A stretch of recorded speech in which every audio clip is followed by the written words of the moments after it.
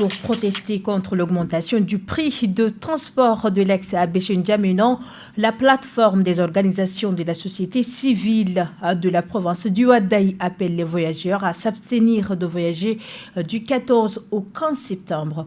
La plateforme informe que malgré l'initiative des autorités locales de baisser le prix de transport à abbé N'Djamena, les agences de voyage ont maintenu le montant à 25 000 francs CFA. Condamnant ce défi aux autorités, la plateforme demande aux voyageurs d'adhérer à cette action de protestation.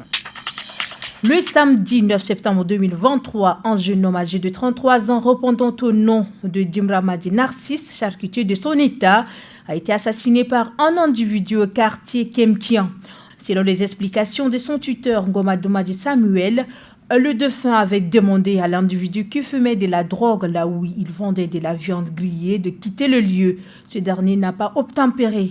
Après altercation, il s'en est suivi une bagarre entre les deux. C'est ainsi que l'individu a dégainé son couteau et a administré un coup fatal à Dimramadi Narcisse à la cuisse.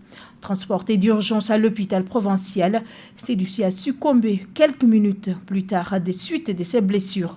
Il faut noter qu'après avoir commis son forfait, le présumé assassin a pris la poudre d'escampette. Jusqu'aujourd'hui, il n'y a aucune trace de ce dernier. La grève des magistrats qui avait paralysé l'appareil judiciaire pendant plusieurs mois a fait le bonheur des gendarmes en charge de la sécurité du palais de justice de Moundou. À Moundou, la grève des magistrats a impacté le prix de la délivrance du casier judiciaire. Ce document qui s'est délivré autrefois à 500 francs CFA est passé à 1000 francs CFA. Et c'est le fait des gendarmes en poste devant le palais de justice. Depuis le grand portail du palais, ce sont eux qui réceptionnent les dossiers des demandeurs à 1000 francs. Alors qu'auparavant, ce sont les intéressés eux-mêmes qui déposaient directement leurs dossiers au bureau du greffier. Dans un match intense et très attendu, l'équipe nationale de volleyball du Tchad a affronté la Libye en quart de finale du championnat d'Afrique. Malheureusement, malgré leur courage et leur détermination, les Tchadiens ont été éliminés de la compétition. Le Tchad peut être fier de son équipe de volleyball qui a montré un grand courage et une grande détermination lors de ce championnat.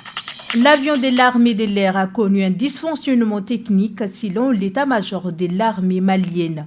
Un Antonov AN-26 de l'armée du Mali s'est écrasé à 50 km de Gao suite à un dysfonctionnement technique. Il transportait des soldats, des civils et des marchandises. Il y aurait 10 morts, 4 militaires et 6 civils. Il y a plusieurs occupants blessés. Le président de la France ne reconnaît toujours pas les militaires qui ont renversé le président Bazoum en juillet dernier. Un éventuel redéploiement des forces françaises au Niger ne sera décidé qu'à la demande du président renversé Mohamed Bazoum, a indiqué dimanche Emmanuel Macron. Si nous redéployons quoi que ce soit, je ne le ferai qu'à la demande du président Bazoum et en coordination avec lui, pas avec des responsables qui aujourd'hui prennent en otage un président, a-t-il dit lors d'une conférence de presse à l'issue du sommet du G20 à New Delhi. Dans un entretien accordé à l'AFP, le Premier ministre de transition au Gabon, Raymond Nsima, a estimé qu'un délai de 24 mois de transition avant des élections libres était un objectif raisonnable. Le Gabon a entamé sa transition vers des élections libres promises par les militaires, selon le Premier ministre de transition.